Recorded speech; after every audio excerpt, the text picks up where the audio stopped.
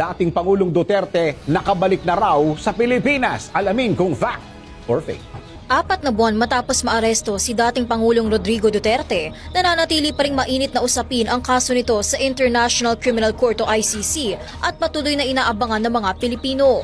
Kung ang iba ay pabor na manatiling nakakulong ang dating Pangulo sa ICC sa The Hague, Netherlands para harapin ang kaso nito sa Crimes Against Humanity, ang iba naman ay gusto na itong palayain. Pero kamakailan lang ay kumalat sa social media ang litrato ni FPRRD kasama ang kanyang pamilya na nasa airport at mayroong caption na, "Welcome back."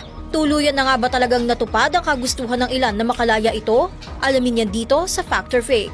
Alamin mo na kung tama o mali. Kung totoo o hindi. Bawalang peke. DWIZ. Fact or Fake.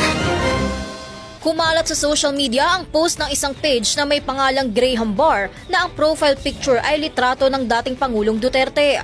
Makikita kasi sa post ang picture ni FPRRD kasama ang kanyang pamilya sa isang airport at mayroong caption na "Welcome back." Umani na ito ng mahigit 20,000 reactions, mahigit 2,000 comments at mahigit 200 shares. Pero ang pinahihiwatig ng post na ito ay isang fake dahil ang dating Pangulong Rodrigo Duterte ay nasa The Hague, Netherlands pa rin at nananatiling hawak ng ICC para patuloy na harapin ang kanyang kaso.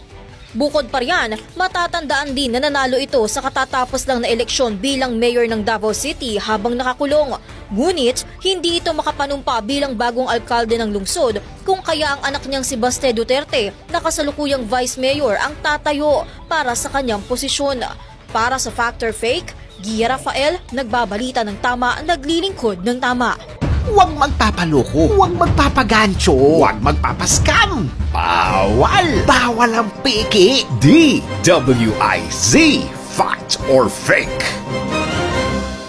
Thank you for watching. Tuloy lang ang panonood at pakikinig ng tamang balita sa DWIZ News, DWIZ News FM Regional, DWIZ News TV, Aliw Channel 23, nationwide.